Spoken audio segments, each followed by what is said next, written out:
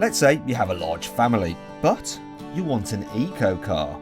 Well, this Nissan could just be the answer, as you can upgrade it with a third row of chairs. It's called the ENV200 and it's based on the NV200 van, only uses the technology from the Leaf electric car to give you a 7-seater practicality with 0 tailpipe emissions. Look, it even brags about it on the side there. So yeah, you can have your lentil cake and eat it. Being based on a van, obviously you get a sliding door, makes it really easy to get here in the back. Another thing about it being based on a van is you get this completely flat floor. So if you get the middle seat, which incidentally is about the same size as the outer seats, you know, you don't feel shortchanged at all. One slight criticism about it being a van is this window here. It's not particularly great, is it? But other than that, it's nice and roomy here in the middle row. And to get into the back, it's pretty easy as well. So pop out, see if I can remember the procedure. Fold this down, give this a tug, flip it forward, then get in the rear. So I'll just lock this back into position. Right, there we go. And I'm going to fold this one. Where is it? There we go. I can't remember where all these catches and levers are. Get that out of the way so you can see what's going on.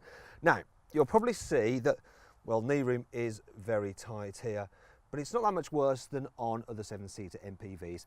And one of the benefits of this one is that these rear seats do sit up quite high, so you don't feel like your knees around your ears like you can in some more normal car-based people carriers. One thing I do like is that you can actually recline these rear seats. Look at that. So actually it's surprisingly comfortable, even for adults. And even when you have these seats turned upright, there's absolutely loads of headroom back here. Now, I want to show you the boot. So, with all 7 seats in place, there's just about enough room for everyone's luggage. But if you need to carry more things, and you don't need to carry 7 people, you can fold these seats out of the way. Quite a novel method.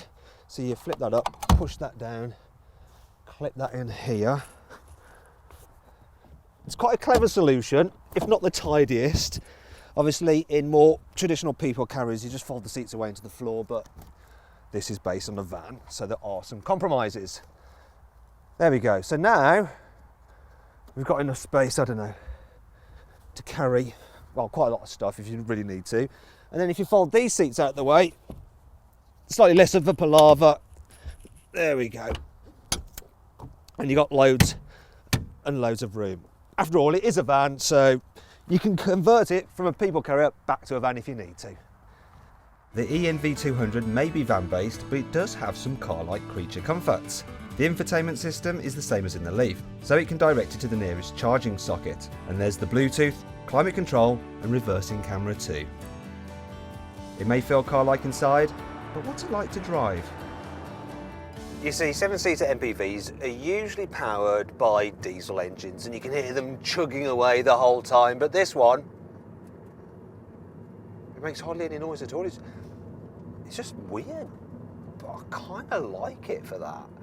You see, underneath the skin, you've basically got the electric motor and the batteries from the Leaf electric family car.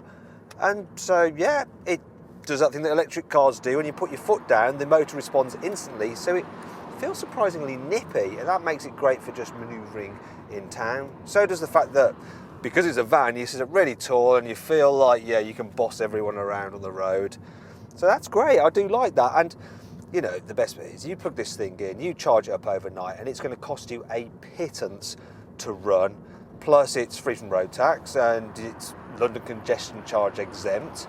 So yeah, it's not very expensive to run around in at all. And if you want, you can charge the batteries to 80% full at a fast charger in just 30 minutes. So that's not a problem. Although you might find it a bit of a problem to find all those fast chargers because they're a little bit few and far between. So yeah, if you use a normal 3-pin socket, it's going to take you a while to charge up these batteries. And then there's the range. You see, Nissan says this will do 106 miles, which isn't all that bad. But the reality is, you're only going to get around 70 miles. And when your range starts to go low, you're just going to start wondering when you're going to be able to charge it up, and that gets, well, a little bit worrying. And then there's the fact that, yeah, ultimately this is a van. So inside it's all a bit commercial vehicle like, and there's no real clever storage solutions like you might expect in an MPV. So yeah, we've got this weird storage space down here and the old cup holder about the place, but generally, yeah, door bins are tiny and there's no clever little spaces or anything like you find in a traditional people carrier. And the drive itself, it's all a little bit bouncy, the suspension and the cornering.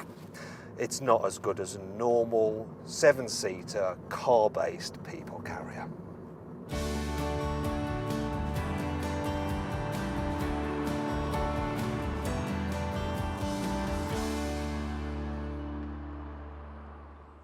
However, if you want a 7-seater people carrier that's also electrically powered, then well, this Nissan, it pretty much has the market cornered. But if you want a more traditional car-based people carrier, then please check out our review of the Ford Galaxy by clicking down here. Or for a posher van-based people carrier, then why not check out our review of the Mercedes V-Class by clicking down here. If you click up there, you can see our very latest video review, and please click on our logo to subscribe to our channel. And if you're watching on mobile, click the links below the video, as they do exactly the same thing. Now this van actually has about 45 miles left of range, and I've got 43 miles to go to my house. So if you never see me again, it's probably because I'm just stuck at the side of the road with no battery left.